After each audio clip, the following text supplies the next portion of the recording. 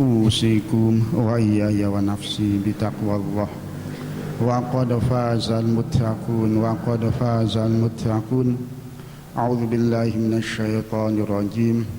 بسم الله الرحمن الرحيم.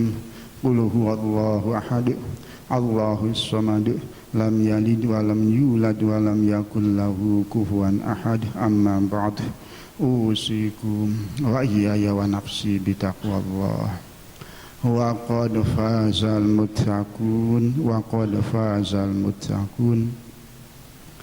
Jumat yang telah lewat sudah diterangkan mengenai masalah tauhid rububiyah, tauhid uluhiyah, tauhidul asma wa sifat. Semoga keterangan yang sudah diterangkan bermanfaat buat kita bersama. Tapi sebelum melanjutkan menerangkan tauhid, sedikit akan menjelaskan, mengulang tauhid rububiyah, tauhid uluhiyah, tauhidul asma wa sifat. Kita semua ingin sekali bisa menuju kepada Allah, ingin sekali bisa tasdik, ingin sekali bisa sidqut tawajjuh kepada Allah subhanahu wa ta'ala. Akan tetapi sidqut tawajjuh kita tidak bisa kecuali dengan mempertebal makna keimanan, keyakinan kita. Ketebalan keimanan, keyakinan tidak bisa kecuali dengan mempelajari ilmu tauhid, kecuali dengan mentauhidkan kepada Allah subhanahu wa ta'ala. Tauhid yang telah diterangkan, tauhid rububiyah, tidak lain untuk menghilangkan sifat ujub kita, kesombongan kita, ketakaburan kita.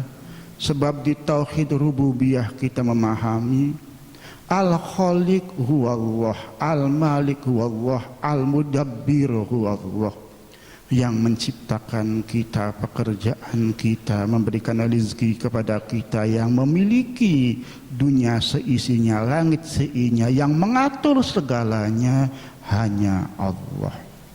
Di tauhid rububiyah di sini, apabila kita memahami betul, memasang makna tauhid rububiyah dalam hati kita, maka apa yang kita sombongkan, apa yang kita takaburkan, padahal semuanya milik Allah. Bagaimana kita bisa berujub, merasa diri lebih baik dari orang lain, padahal semuanya ibadah kita dari Allah, hidayahnya dari Allah, taufiknya dari Allah, inayahnya dari Allah. Maka di tauhid rububiyah ini insya Allah, apabila betul-betul tauhid rububiyah masuk dalam diri kita, insya Allah akan hilang sifat-sifat tercela yang ada pada diri kita, dan insya Allah kita bisa berhias dengan sifat-sifat terpuji, dengan kesabaran, baiknya akhlak, bertawakal, dan yang lainnya, karena semuanya dari Allah subhanahu wa ta'ala. Setelah kita memahami tauhid rububiyah, kita memahami tauhid uluhiyah. Tauhid uluhiyah ini bisa dinamakan tauhidul ibadah. Artinya kita menyatukan Allah dalam ibadah kita, mengikhlaskan semua ibadah kita karena Allah. Maka sewaktu kita betul-betul mempelajari tauhid, betul-betul orang yang ingin bisa mentauhidkan Allah, maka kita mengusahakan semua gerakan kita, ibadah kita, semuanya kita niatkan karena Allah. Sebab faman kana yarju liqa'a rabbih falyamal amalan sholihan wa la yusyrik bi ibadati rabbih ahad. Semuanya kita tujukan kepada Allah, sebab Allah agnal agniya agna syuraka. Allah tidak membutuhkan teman, Allah tidak membutuhkan sesuatu yang membantu, tidak sama sekali. Allah maha pecemburu, tidak mau Allah dicabang dengan yang lainnya. Ini tauhid uluhiyah. Apabila kita bisa memasang tauhid rububiyah dan tauhid uluhiyah, maka insya Allah kita bisa mengikhlaskan ibadah kita karena Allah. Insya Allah kita bisa sidik dalam ibadah kita, hilang sifat riya kita, hilang sifat ujub kita, hilang sifat takabur kita. Dan apabila kita memasang tauhidul asma wa sifat, ini menetapkan semua sifat kesempurnaan milik Allah. Allah dibersihkan dari mumatsalah, Allah dibersihkan dari did, Allah dibersihkan dari sesuatu yang tidak layak bagi Allah subhanahu wa ta'ala. Di tauhidul asma wa sifat ini nanti ada penjabaran panjang yang akan saya terangkan di sini, insyaallah. Tauhid mengenai tauhid fi dzat, tauhid fi sifat, tauhid fil af'al, dan bagaimana praktiknya, bagaimana kita mempraktekkan tauhid fi dzat, tauhid fi sifat, dan tauhid fil af'al. Kalau tauhid fil asma bagaimana Kang Kaji? Nanti diterangkan di belakang, sebab ini panjang. Sebab tauhid fil asma ini nanti punten sepintas dulu. Kenapa saya bedakan tauhidul asma untuk cara prakteknya? Sebab di tauhidul asma ini ada asma salbiyah, ada asma subutiyah. Nanti yang salbiyah ini asma zatiyah. Apabila asma subutiyah ini ada zatiyah, ada nafsiyah, ada asma sifatiyah, ada asma af'aliyah. Yang asma dzatiyah ini ada 10. Yang 10 ada yang muqayyad, ada yang mutlaq, nanti ada yang mudmar, maka banyak. Yang nafsiyah ini nanti ada 7. Yang sifatiyah ini dibagi 4. Yang af'aliyah ini dibagi 2. Yang semuanya jumlahnya 136. Yang 136 digabung menjadi 99 asma. Inilah walillahil asmaul husna fad'uhu biha. Nah, di sini nanti yang 99 bagaimana tahaluk kita. Sebab akhlakuhu kahulukir rahman, akhlakuhu kahulukil Quran. Akhlak baginda Rasul adalah akhlaknya Allah, akhlaknya baginda Rasul adalah akhlaknya Al-Quran. Ini nanti pembahasan khusus nasi tauhidul asma, maka saya bedakan dulu. Sebab ini panjang lagi, ada babnya lain. Insya Allah. Jadi yang di sini yang akan saya terangkan tauhidul dzat, tauhidus sifat, tauhidul af'al. Saya terangkan cara makna syar'i bidalilil burhan, dan nanti ada kashful ghita, kashful hijab. Ini nanti yang paling penting, kashful hijab, kashfut talsam, membuka hijab kita, penutup kita untuk betul-betul memahami wahdaniyat fi dzat, wahdaniyat fi sifat, wahdaniyat fil af'al. Ini nanti, tapi saya tidak bisa menerangkan kashful ghita sebelum menerangkan makna syar'inya dulu.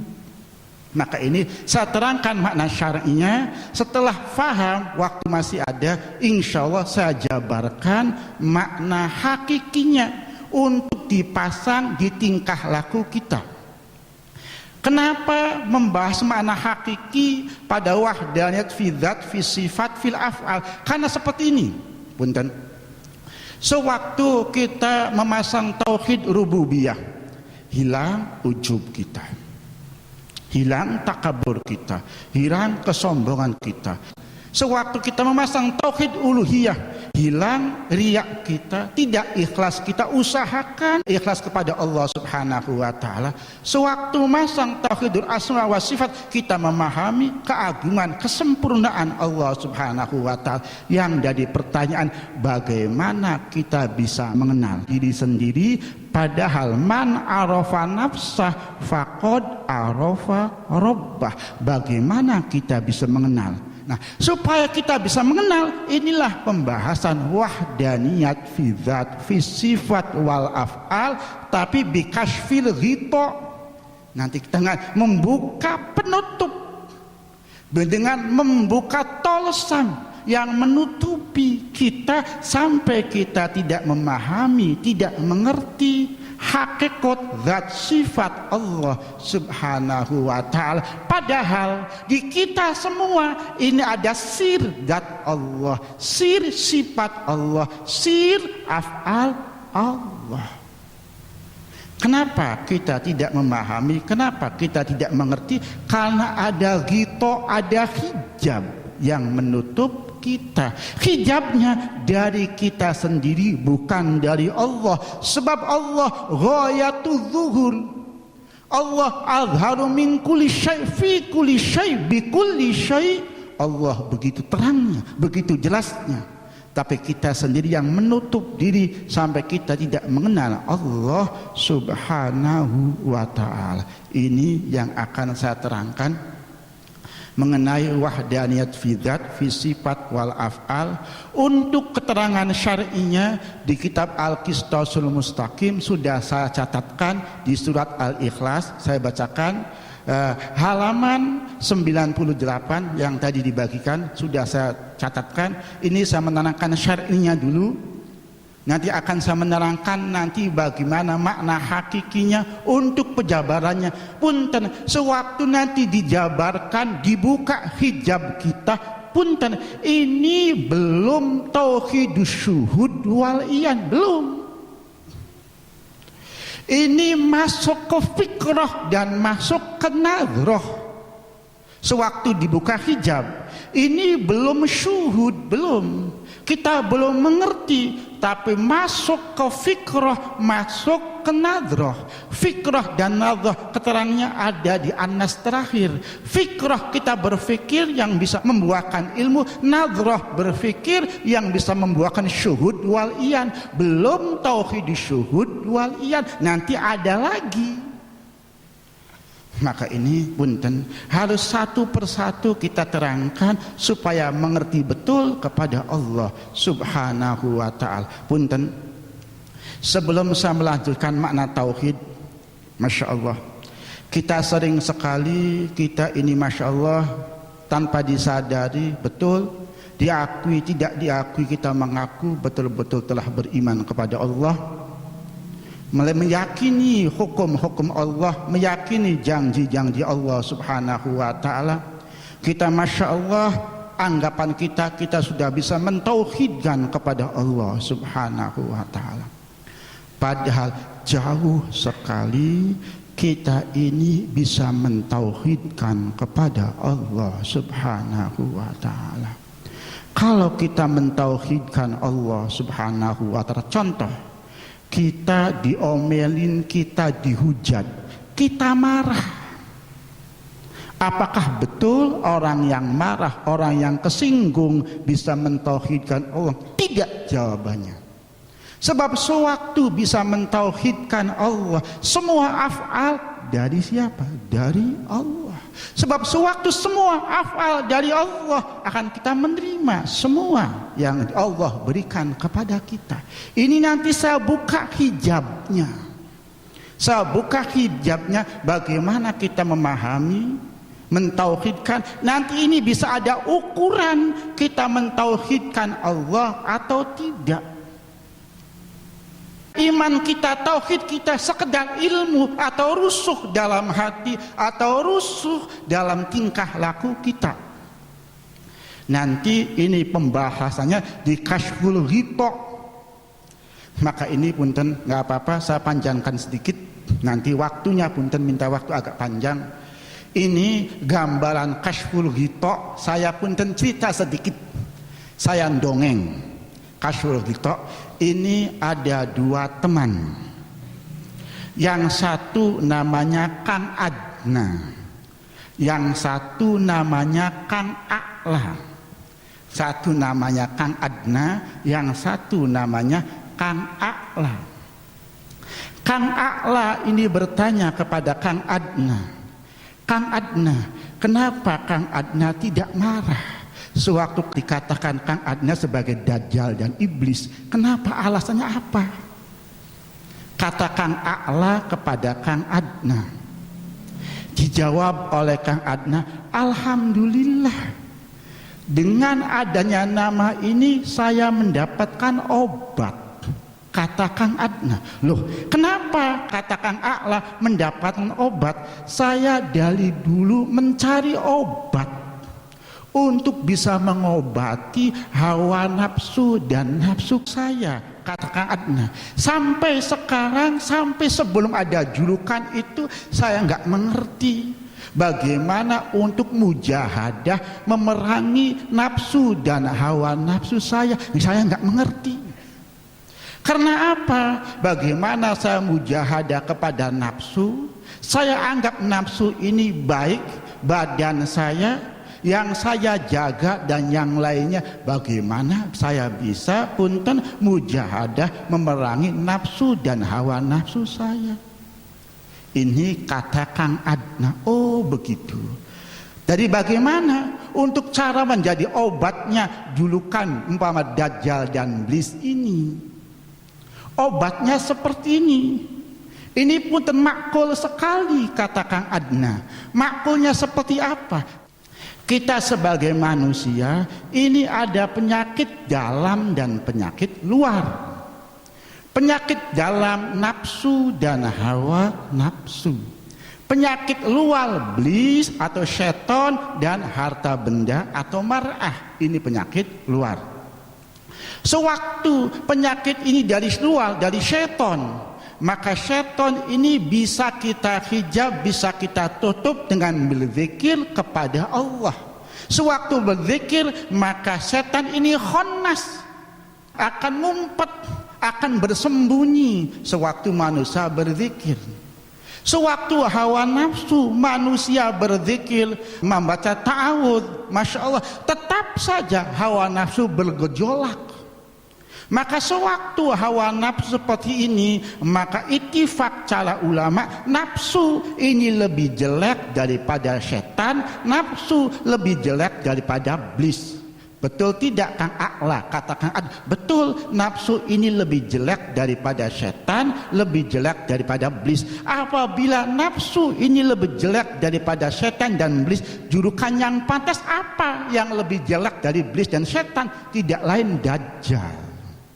Oh, berarti sewaktu paham nafsu ini punten Dajjal, maka ruhaniyah gampang sekali untuk mujahadah mengalahkan nafsu.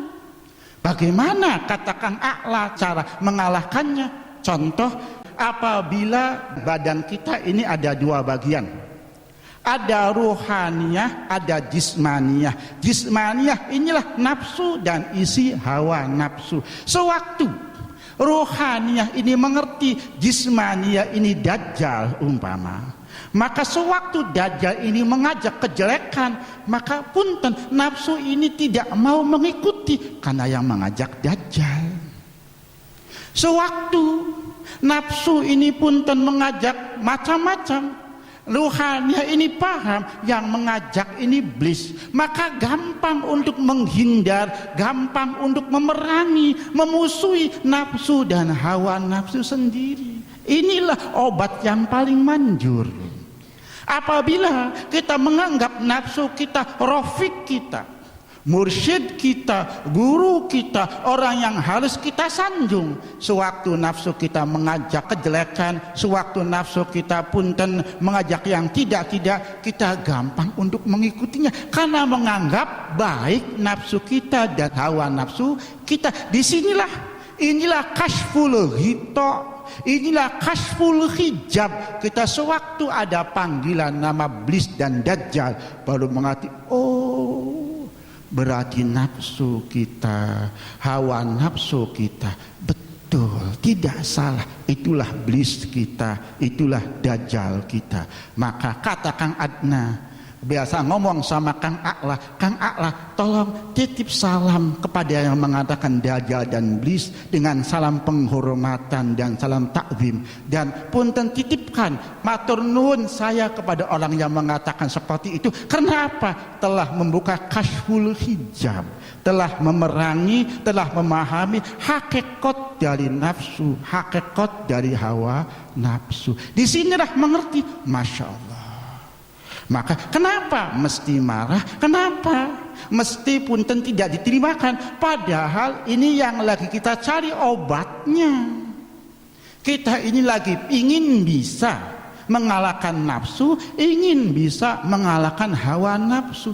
Sewaktu punten menyebut kita pakai Kang, menyebut kita pakai ustadz, pakai kiai, pakai masyayikh dan yang lainnya. Masya Allah, ruhania berat sekali. Sewaktu ada seseorang yang punten mencaci, tapi sewaktu ngerti apabila nafsu dan hawa nafsu sifatnya iblis dan dajjal, ya pantas saja punten mencela, pantas saja memaki, karena nafsu kita, hawa nafsu kita itulah sifatnya dajjal dan iblis. Maka alhamdulillah itu namanya kasyful ghita, kasyfut tolsam.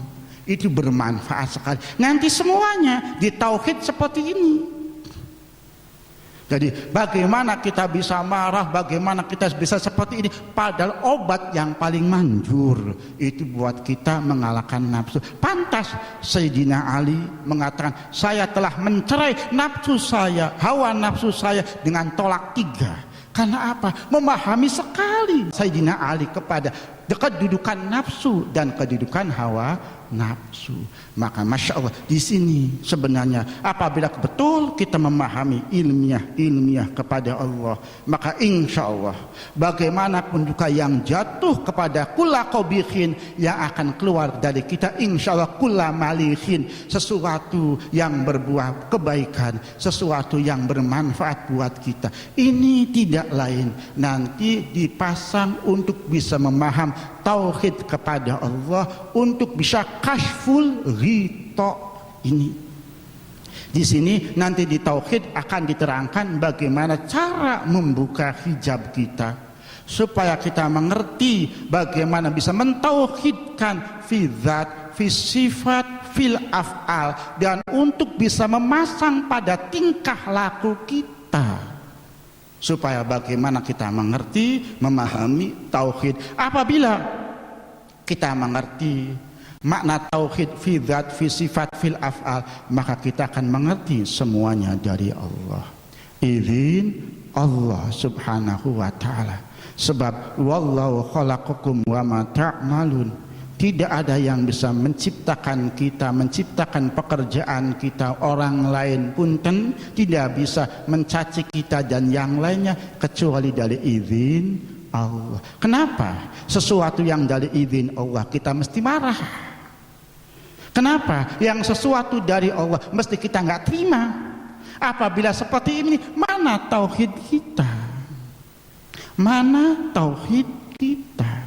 Ini nanti saya akan membuka dari tauhid fi dzat, fi sifat, fil af'al, dan prakteknya. Setelah ini dibuka, nanti ada tauhid syuhud wal iyan nantinya. Ini masya Allah, satu persatu saya terangkan punten. Mungkin kesempatan saya punten nanti tergantung waktunya. Apabila bisa malam ini saya terangkan, insya Allah saya terangkan semua. Masya Allah, satu persatu supaya bisa memahami, mengerti bagaimana cara kita mengerti. Man arafa nafsa faqad arafa rabbah. Usikum wa iyaya wa nafsi bitaqwallah wa qad fazal muttaqun. Untuk menerangkan tauhid syar'i, tauhid burhan, saya bacakan dulu Al-Qistasul Mustaqim halaman 9899. Usikum wa iyaya wa nafsi bitaqwallah wa qad fazal muttaqun. Penjelasan surat Al-Ikhlas ayat 1. Maksud dari makna katakanlah dialah Allah yang Maha Esa adalah merupakan suatu perintah yang ditujukan kepada baginda Rasul Nabi Muhammad sallallahu alaihi untuk menjelaskan kepada orang-orang yang bertanya tentang sifat Tuhannya dan asal penciptaannya. Sebab kafir Quraisy mengatakan dari apa? Diciptakan dari apa? Maka kemudian Rasul menjelaskan dengan mengatakan, Tuhanku yang kamu tanyakan kepadaku adalah Allah, zat yang wajib disembah dengan hak, yang mempunyai wajib wujud, yang mempunyai sifat kesempurnaan dan dibersihkan dari sifat kekurangan, dan dia Maha Esa baik pada zat, sifat dan af'alnya. Maka ini yang akan saya terangkan. Allah Maha Esa pada zat, sifat, dan af'alnya, dan insya Allah nanti saya akan menerangkan bagaimana untuk memahami man arafa nafsah faqad arafa rabbah.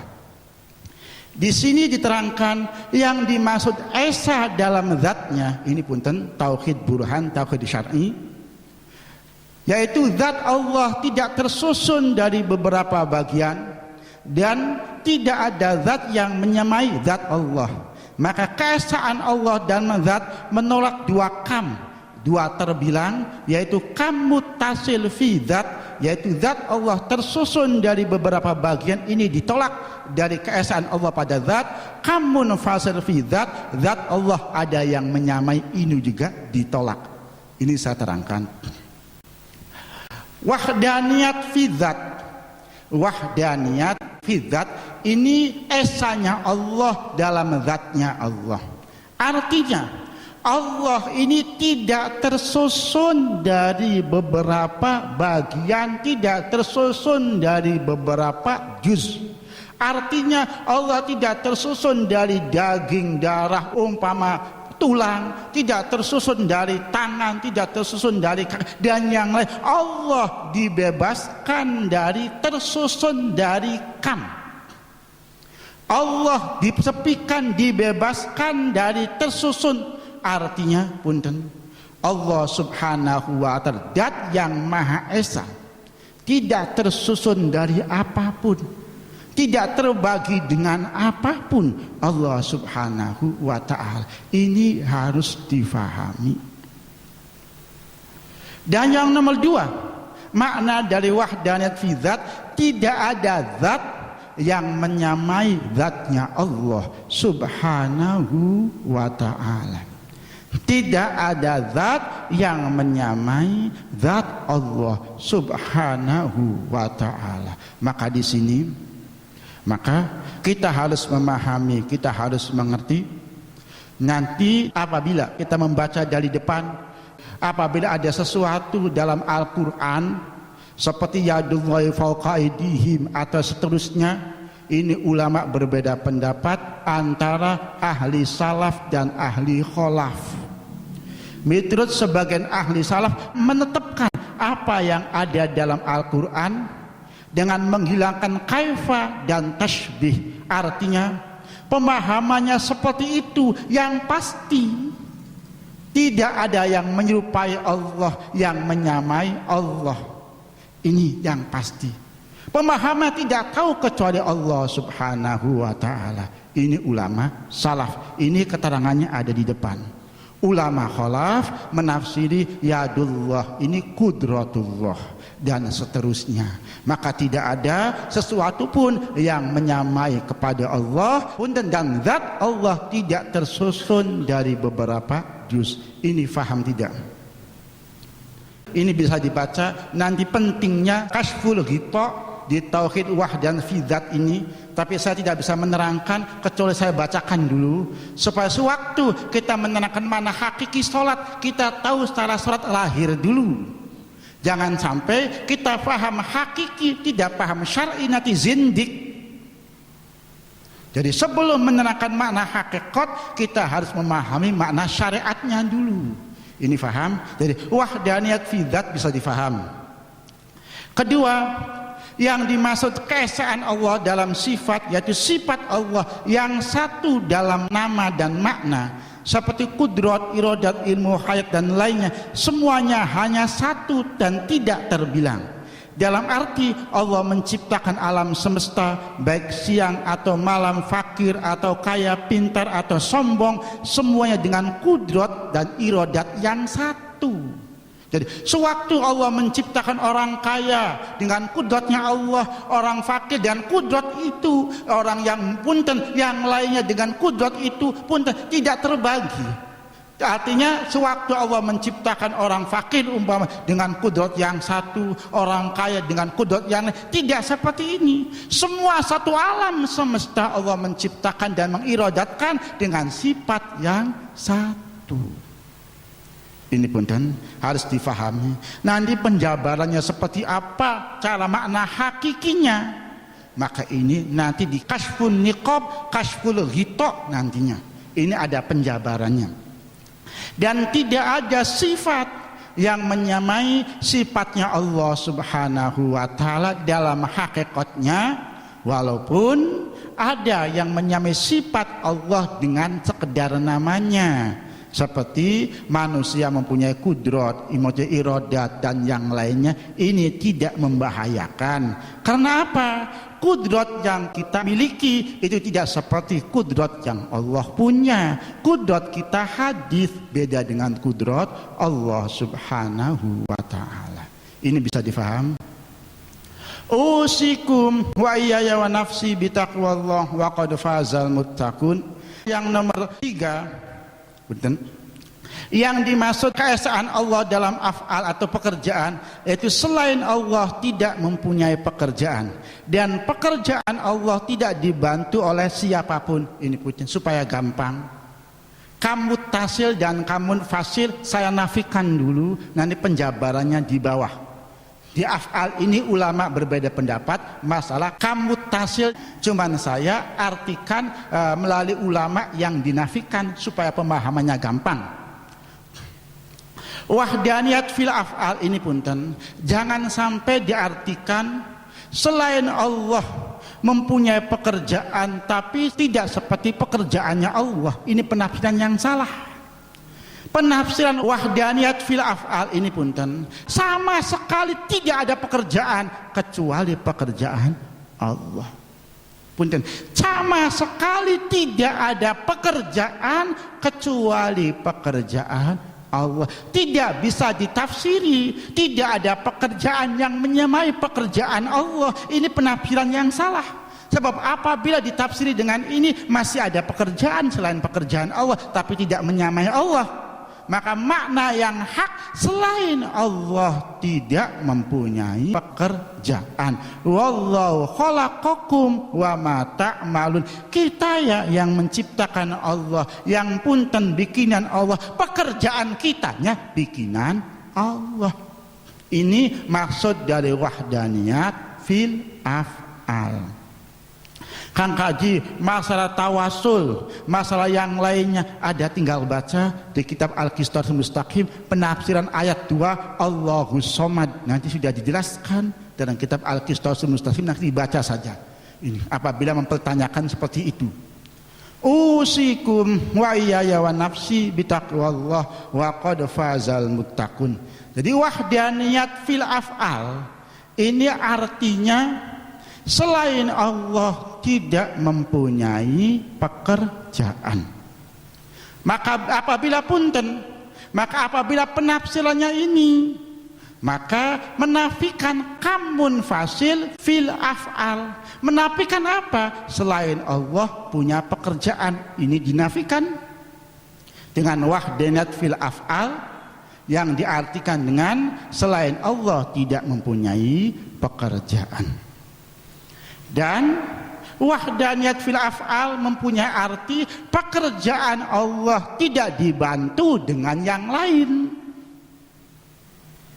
Apabila mempunyai makna seperti ini, maka menafikan kamuttasil fil af'al, pekerjaan Allah ada yang membantu. Pekerjaan Allah ada yang membantu. Apabila pekerjaan Allah ada yang membantu, maka ini dinafikan dengan wahdaniyat fil af'al melalui kamuttasil fil af'al. Maka makna dari kamuttasil fil af'al, pekerjaan Allah dibantu oleh yang lain. Sebagian ulama menafsiri kamuttasil fil af'al dengan pekerjaan Allah banyak.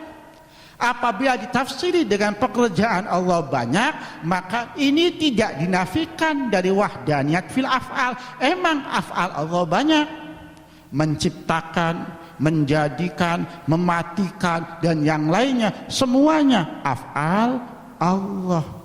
Maka punten di sini di wahdaniyat fil af'al ini bisa menafikan kamuttasil fil af'al, kamun fasil fil af'al apabila diartikan dengan pekerjaan Allah ada yang membantu.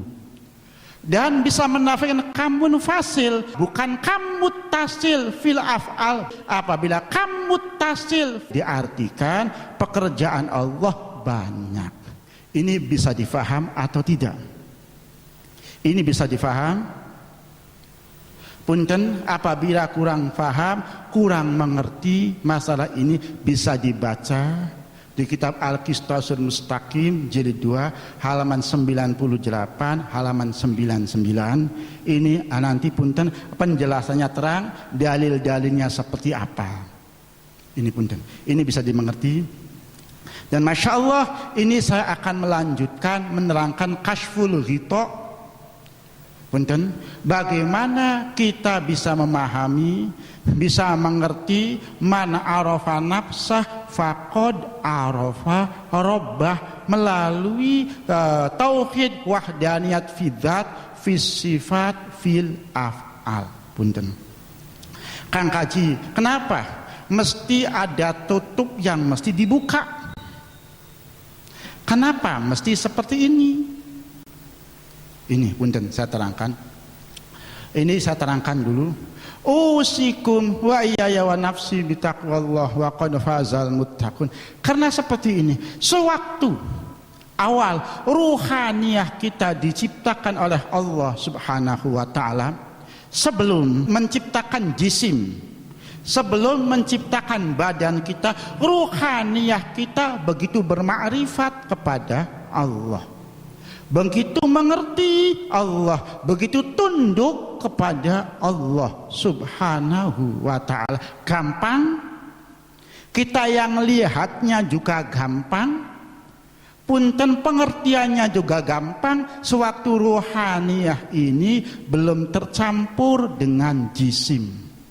Contohnya seperti apa Kang Kaji? Gampang saja. Es batu belum dicampur dengan teh botol, Coca-Cola, Sprite umpama. Kita lihat es batunya saja. Lihat es batunya saja. Sewaktu kita lihat es batu, akan gampang mengerti es batu sewaktu meleleh. Oh, es batu dari air. Gampang pengertian memaham es batu dengan air sewaktu es batu sendirian. Sewaktu ruhaniyah sendirian, gampang banget kita memaham bahwa tidak lepas kita ini semuanya dari zat Allah, sifat Allah, af'al Allah. Seperti pemahaman kita pada es batu, akan mudah memaham es batu, akan memudah memaham es batu ini tidak lepas, tidak ada satu titik pun yang lepas dari makna air. Maka di sini kita akan mengerti semua alam, qadimiha wa hadithiha, sidiha wa jahriha, zahiriha wa batiniha, tidak lepas dari makna Allah az-zahir ar-batin. Di sini akan terang sekali, gambarannya mudah. Sewaktu rohaniyah ini belum tersusun dengan jasad, bahwa sewaktu rohaniyah ini belum tersusun dengan jisim. Sewaktu rohaniyah ini tersusun dengan jisim, kalah pandangan memandang Allahnya.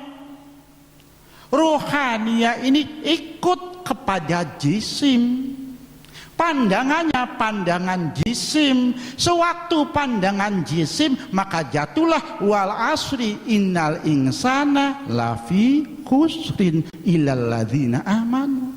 Kenapa lafi khusrin? Karena ruhaniyah ini ikut pada jisim. Kang Kaji, teorinya seperti apa? Teorinya seperti ini. Sewaktu kita minum umpama teh botol atau Coca-Cola atau Fanta atau Sprite yang lainnya, dikasih es batu, coba kita tanyakan, ini minuman apa?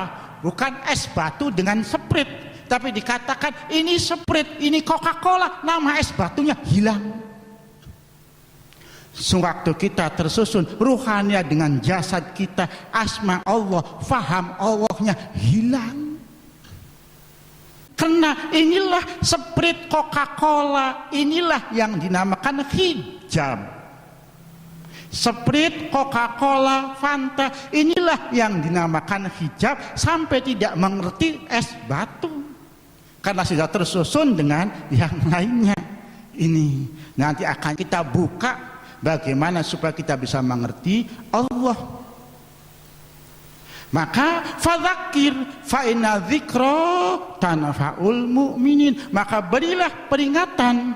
Peringatan ini bermanfaat buat orang mukmin. Untuk apa? Untuk menyadari asalnya, menyadari, mengerti sebenarnya seperti apa. Maka di sini kenapa perlu dibuka? Kenapa perlu tadzkir? Kenapa perlu kesadaran? Ini nanti di sini punten pembukaan masalah bagaimana kita bisa membuka kashful hijab kita, tolsamun kita, supaya kita bisa mengerti af'al Allah, zat Allah, sifat Allah.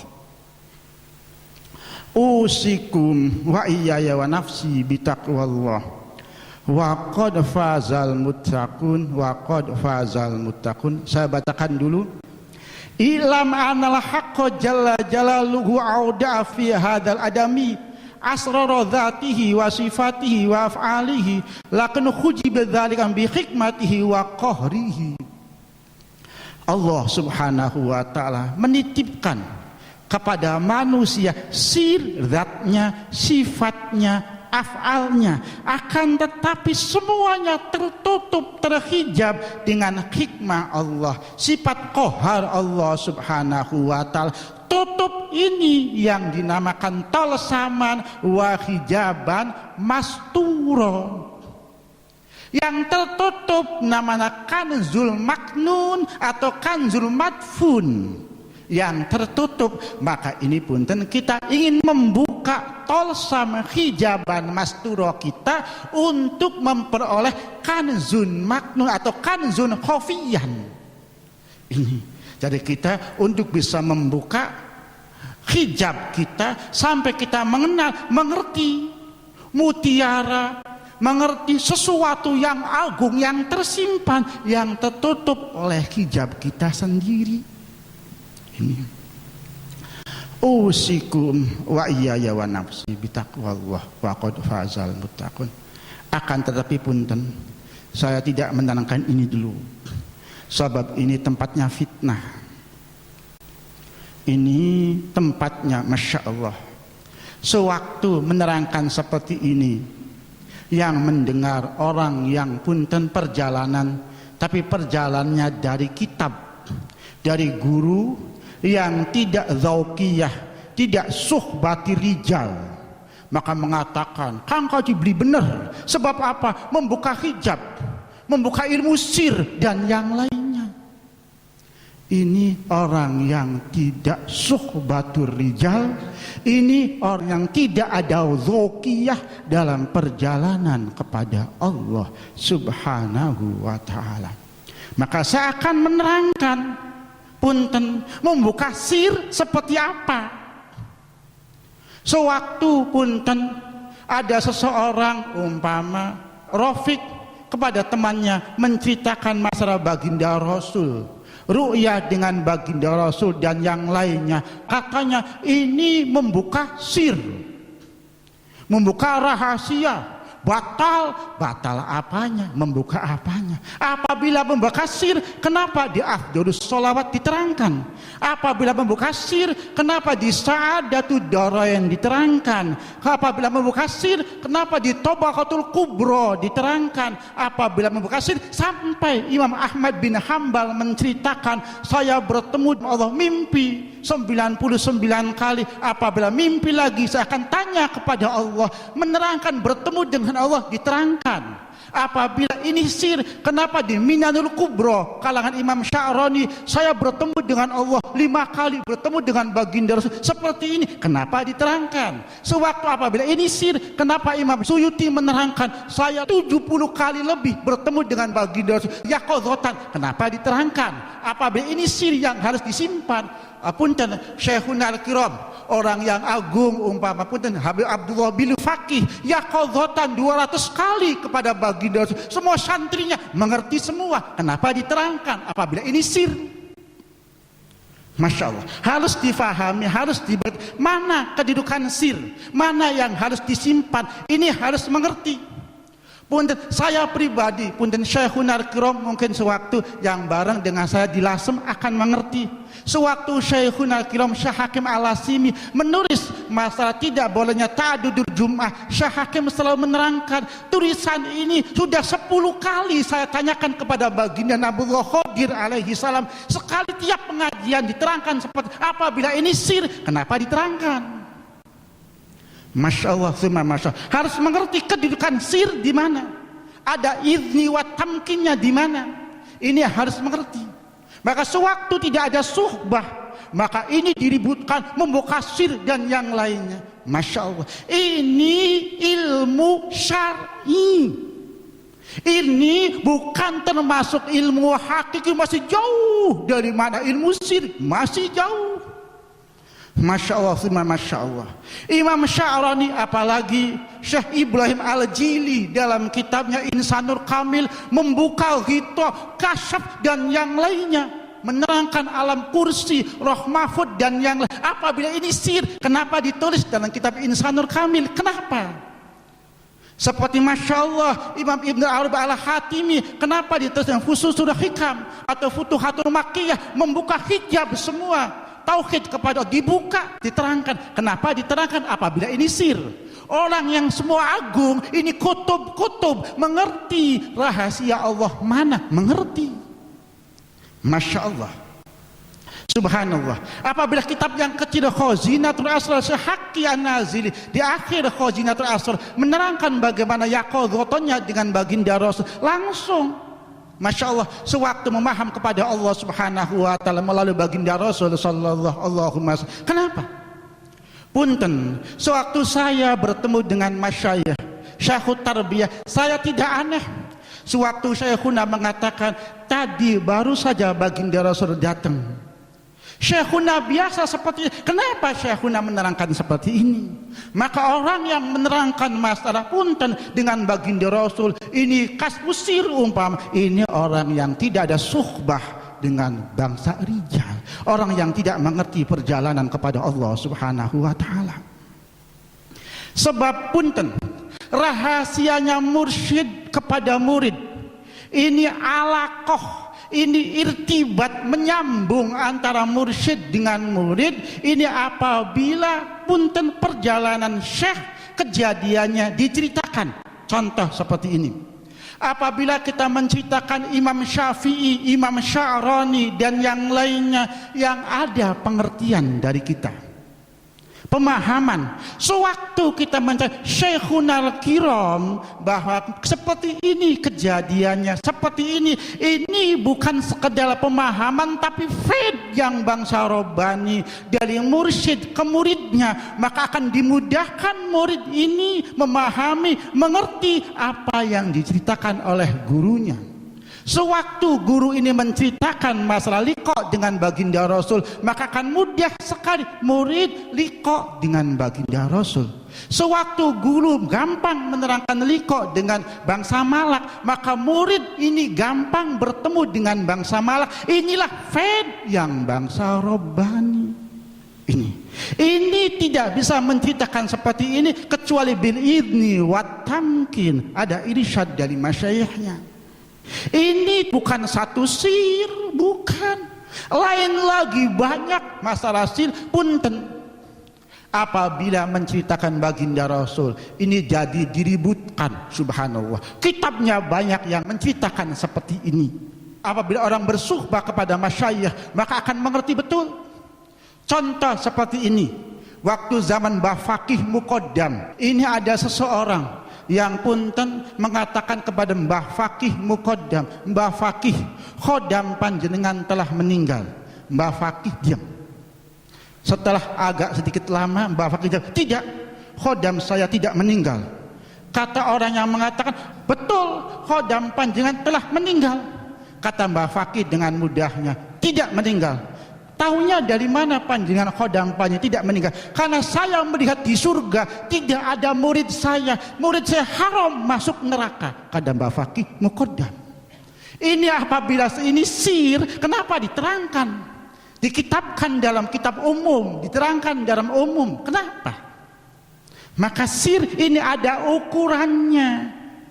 mana yang jadi sir dan mana yang tidak. Sewaktu tarbiyah, maka punten tarbiyah ini harus orang yang mengerti tarbiyah.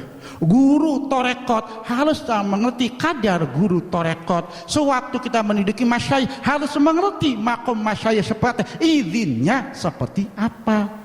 Maka tolong sebelum nanti saya menerangkan masalah sir, sebab ini akan dibuka, subhanallah, akan saya buka satu-satu nanti tauhid ini, maka sewaktu kita memahami akan terang sekali bagaimana kita memahami Allah. Tapi ingat, guru ini punten, saya ceritakan kalam guru dulu. Guru mengatakan seperti ini, zaman sekarang ini punten, guru Pajar Hamasa, zaman sekarang ini jarang sekali orang yang paham tauhid. Kenapa kata saya sama guru jarang sekali paham tauhid? Sebab orang yang belajar ilmu ke Mekah, ke Madinah, ke Mesir, ke Yaman, yang dipelajari ilmu, mengaji, setelah mengaji dapat ilmu, mengajarkan. Kapan faham tauhidnya? Kapan mengerti tauhidnya? Tauhid ini bukan sekedar mengaji dan mengajarkan. Tauhid ini menemukan dengan riyadah mujahadah hasil dari ilmu yang didapatkan. Sekarang sewaktu kita mondok umpama di luar, kewajiban kita setelah datang mengajar lagi. Kapan tafakur kita untuk menemukan tauhid, bisa memahami tauhid? Sampai lupa yang ada dalam benaknya, deres kitab, mengajarkan kitab, sampai terkadang untuk memahami tauhid kepada Allah ghaflah, nggak mengerti. Maka sewaktu yang ngaji pikirannya sekadar mengajarkan ilmu, tidak memaham tauhid. Ini hijab. Kenapa kebanyakan orang yang mengaji dari alim ulama tidak faham tauhid? Karena terfokus dengan ilmunya, terfokus dengan kitab yang dibacanya, sampai punten lain pemahaman dengan praktek. Sewaktu kita ke sekolah adanya teori, punten untuk prakteknya susah sekali sebelum kita bisa mempraktekkan. Makanya sewaktu punten ada penerima kerja, bukan sekedar ijazahnya, nah tapi ditanyakan pengalaman kerja di mana. Sebab apa? Pengalaman kerja ini penting sekali. Inilah pengalaman menemukan tauhid kepada Allah. Ini hijab, tidak memahami tauhid kepada Allah. Dari ahli zikirnya terhijab lagi. Yang semangat zikir dari maghrib sampai ke subuh, punten tujuannya khawarik, tujuannya dunia, tujuannya kesakten, ilmiah lebih dannya mahjub lagi, nggak mengerti Allah. Maka yang punten ada waktu untuk tawajuh kepada Allah, dapatnya sekedar ilmiah khawarik, sekedar ilmiah kebisaan dan yang lainnya. Tauhidnya ghaflah. Yang bisa ngaji terfokusnya sama mengajar, tauhidnya ghaflah. Ada lagi yang nggak bisa mengaji, tinggal sekedar ikut guru, betul-betul kepada guru karena faktor syariatnya, nggak ngaji, terputus lagi untuk paham tauhid. Ketiga-tiganya susah. Maka masya Allah, maka dari ini punten apa yang dikatakan Syekh seperti ini.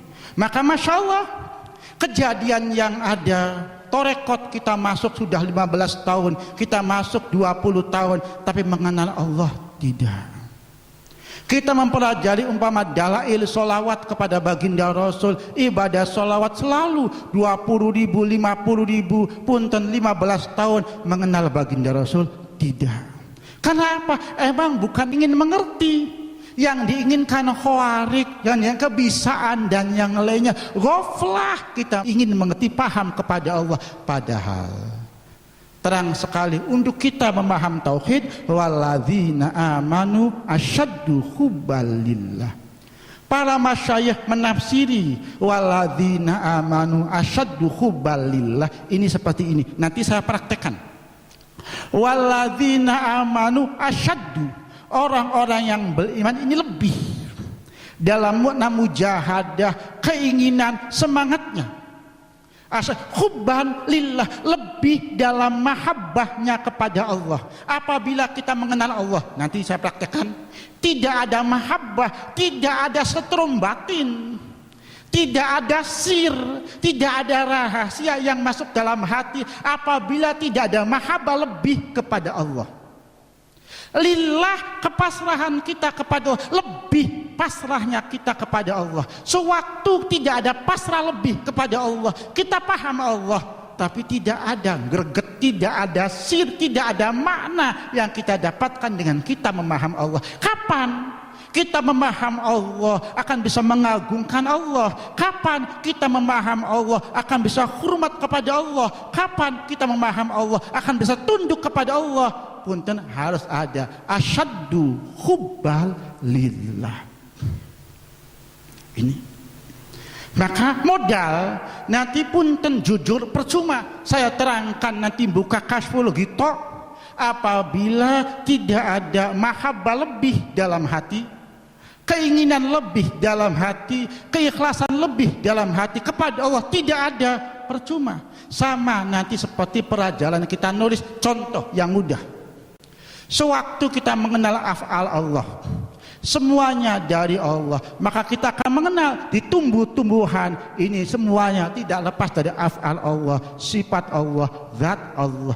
Semuanya alam semesta kita semua af'al kita adalah af'al Allah. Sewaktu kita mengerti af'al kita adalah af'al Allah, tidak ada asyaddu hubbalillah, ya sudah biasa saja. Emang ini af'al Allah, mau apa? Tidak ada makna lebih buat diri kitanya bahwa ini af'al Allah, tidak ada lebih. Sewaktu kita ada asyaddu hubban umpama, sewaktu kita gerak, sewaktu kita bisa melaksanakan, maka akan tambah mahabbah kita. Sewaktu betul semuanya af'al dari Allah, akan merasa takut sekali sewaktu kita bermaksiat. Karena apa? Kita menggunakan af'al Allah buat maksiat kepada Allah. Subhanallah, benar-benar khianat kita. Apabila faham makna asyaddu hubbalillahnya, maka sebenarnya kita ini punten, syarat untuk bisa mengenal Allah, syarat memahami Allah itu bukan sekedar kita kenal, mengerti, tapi ada kecintaan yang lebih, keinginan yang lebih, kepasrahan yang lebih. Kita betul-betul ingin mengerti Allah, maka bermanfaat nanti. Apabila tidak lebih, punten, subhanallah, maka masya Allah zaman sekarang ini malah sewaktu kita mau nipu yang di bibir kita bismillahirrahmanirrahim, bismillahirrahmanirrahim, sewaktu kita pengen bohongin orang lain yang di bibir kita Allah, Allah, jadi alat bukan untuk kesadaran. Subhanallah, ini masya Allah, summa masya Allah, masya Allah. Dan punten Kang Haji, kenapa dalam perjalanan ini mesti menceritakan perjalanan? Kang Haji sering sekali menceritakan seperti ini, seperti ini, seperti ini. Punten, saya terangkan. Kenapa saya menceritakan perjalanan ini? Apabila tidak diceritakan, punten, mau sampai kapan kita mengerti perjalanan kepada Allah? Perjalanan kepada Allah ini bil kitab wa sunnah, suhbah dengan rijal, dengan pengalaman, pemahaman, pengertian dari perjalanan masyayikh. Inilah yang untuk tanda kita mengenal Allah. Sewaktu kita tidak mengenal perjalanannya, caranya, maka selamanya kita akan ghaflah. Maka sewaktu kita masya Allah mendidik cara murid sebagai syekh umpama, kita tidak mengerti perjalanannya, tidak faham perjalanannya, maka subhanallah ditakutan dolun mubil. Sebab perjalanan kepada Allah ini bukan kila wakola, bukan kata kitab ini, tapi dzauqiyahnya, prakteknya. Ini punten, saya akan ceritakan wala fakhra wala kadziba. Ini bukan untuk sombong-sombongan, ini bukan untuk bohong. Ini perjalanan kepada Allah Subhanahu yang saya alami sedikit, tapi inilah punten supaya mengerti perjalanan kepada Allah seperti apa. Ini punten. Nanti seterusnya untuk bisa mengerti, saya ceritakan seperti ini, wala fakhra wala kadziba. Dan ini bukan ilmu sir, ini itu harus ngerti Kang Santi perjalanan seperti ini. Sebab sewaktu perjalanan ini tidak mengerti, maka banyak sekali iddaah, mengaku Saya guru, saya makom ini, saya mursyid ini, saya dapat sanad ini, seperti ini. Banyak sekali kan tidak mengerti perjalanan. Saya ceritakan, kenapa Kang Kaji? Harus diceritakan pengalaman sendiri. Pengalaman orang lain saya nggak mengerti. Punten, pengalaman dari kitab saya tidak merasakan adanya qila wa qala. Maka yang saya ceritakan pengalaman pribadi, dan ini bukan untuk macam-macam, inilah tuntunan gambaran untuk bisa punten kita sendiri bisa mengukur perjalanan kepada Allah seperti apa. Ini sedikit minta tambahan waktu, mungkin 5 menit atau 10 menit supaya mengerti. Ini sewaktu saya bertemu dengan punten satu Syekh Tarbiyah. Ini mendidik saya, subhanallah. Apabila bertemu dengan Syekh Tarbiyah 3 tahun, insya Allah kita mengenal Allah. Dan punten saya pribadi, apabila di sini mau nanti caranya dan yang lainnya, tidak 3 tahun, 1 tahun akan mengenal Allah. Tapi tergantung mau atau tidak di sini. Bagaimana caranya? Ada caranya. Ini masya Allah. Saya insya Allah sebagai Rafiq punten, insya Allah akan bisa memperkenalkan bagaimana perjalanan kepada Allah, tapi harus siap lahiriah batiniah untuk bisa mempelajari bagaimana bisa mentauhidkan kepada Allah, bisa bagaimana untuk memahami kepada Allah. Ini punten saya ceritakan satu perjalanan, sedikit perjalanan.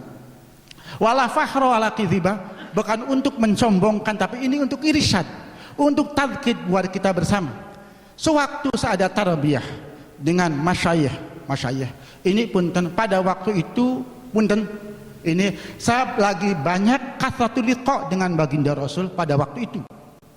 Saya katakan sampai pada waktu itu seminggu 3 kali, 4 kali, sampai sehari sekali pada waktu itu, perjalanan pada waktu itu. Dan saya ada satu masalah.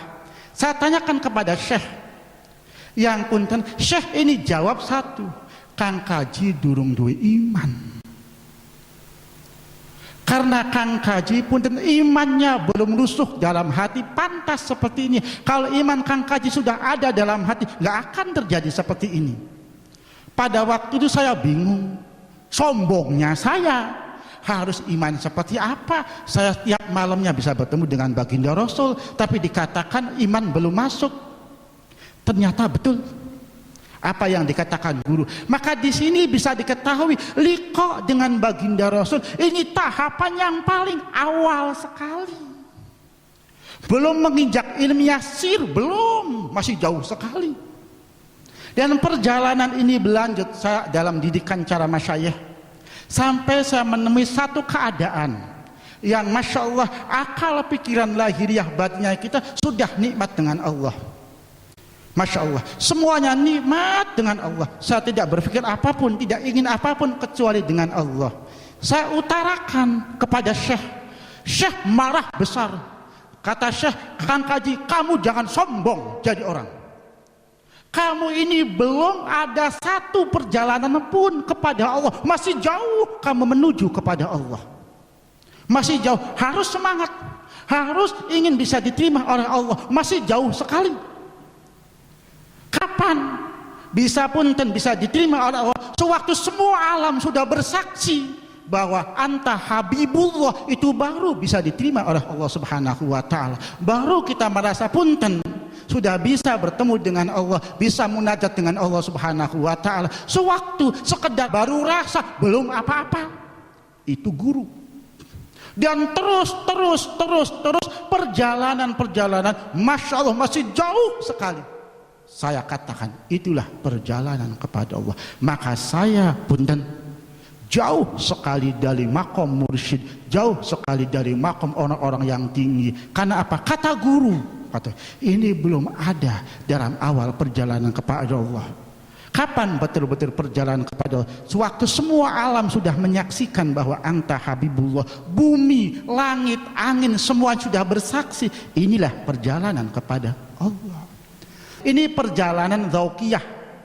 Perjalanan saya pribadi, maka sewaktu dengan baginda Rasul saja umpama ini diributkan, dipermasalahkan, jauh sekali dari mana perjalanan kepada Allah.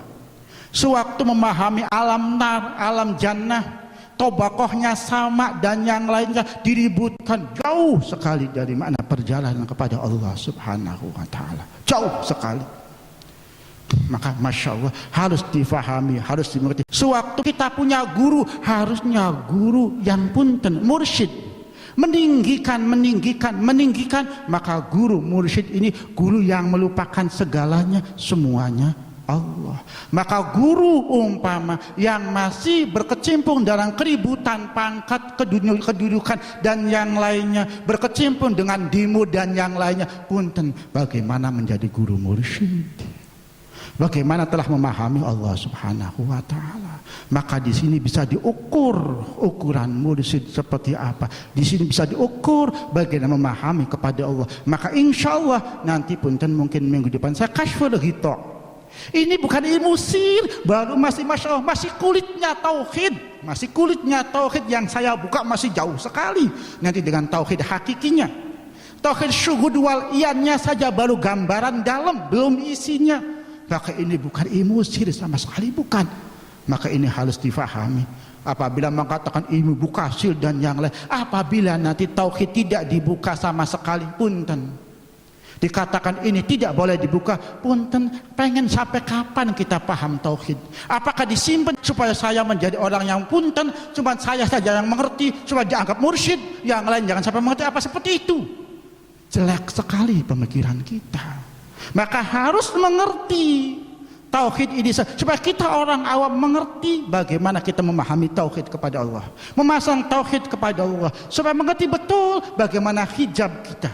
Insya Allah ini punten, karena keterbatasan waktu, maka punten sewaktu nanti apabila umur panjang minggu depan saya buka, ini bukan buka-bukaan sir, bukan, ini ilmu lahir.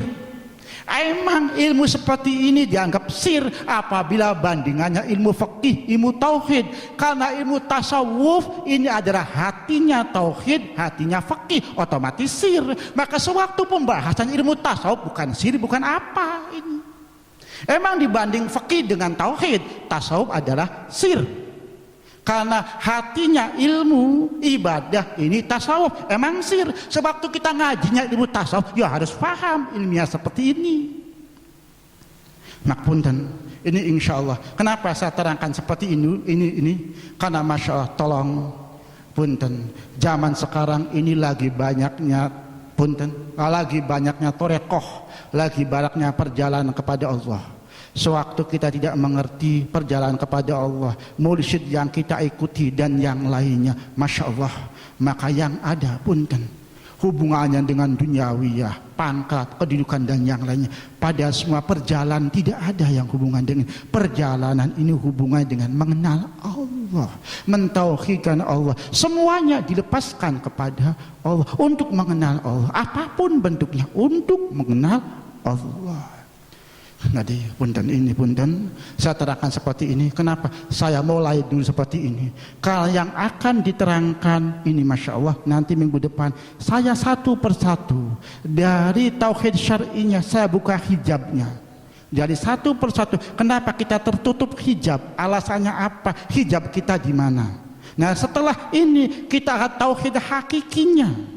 Sampai bagaimana kita bisa memahami tauhid hakikinya, dan inilah nanti kita akan terus menerangkan seperti ini supaya apa? Kita faham perjalanan kepada Allah.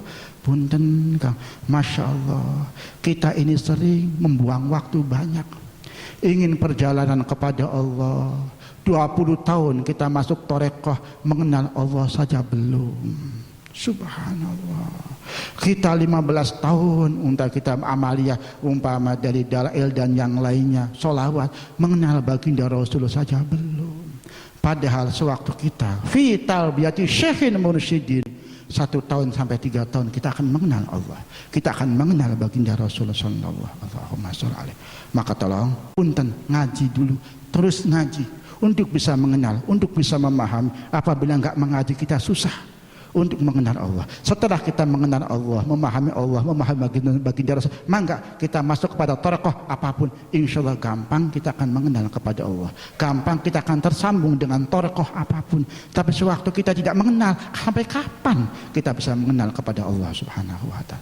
Semoga punten keterangan ini ada manfaatnya. Wala fakhra wala kadhiba, yang saya terangkan ini bukan apa-apa, cuman inilah perjalanan kepada Allah. Harus mengerti betul, harus memahami betul bagaimana kita mengambil dari siapa ilmu kita, sampai bagaimana kita mengambilnya, caranya seperti apa untuk bisa mengenal kepada Allah. Ini harus paham betul. Masya Allah, Masya Allah, summa Masya Allah, Subhanallah, Masya Allah, summa Masya Allah. Insya Allah laulal uzru, semoga kita umur panjang. Masya Allah, akan bertemu lagi di Jumat depan. Insya Allah saya akan menerangkan sedikit-sedikit kasyfun niqab, kasyful hijab, kasyful ghita, untuk memahami tauhid wahdanat fil af'al, fi sifat, fi dzat. Semoga kita semua dipanjangkan umur Allah Subhanahu wa ta'ala untuk bisa mengenal, bisa mentauhidkan kepada Allah Subhanahu wa ta'ala. Amin. Amin amin ya rabbal alamin. Bismillahirrahmanirrahim. Wa sallallahu ala sayyidina Muhammadin wa ala alihi wa sahbihi wa sallam. Bismillahirrahmanirrahim. Wa sallallahu ala sayyidina Muhammadin wa ala alihi wa sahbihi wa sallam. Bismillahirrahmanirrahim. Wa sallallahu ala sayyidina Muhammadin wa ala alihi wa sahbihi wa sallam. Bismillahirrahmanirrahim. Wal asri innal insana lafi khusrin illa alladzina amanu wa amilus salihati wa tawasaw bil haqqi wa tawasaw bis sabr. Assalamualaikum warahmatullahi wabarakatuh.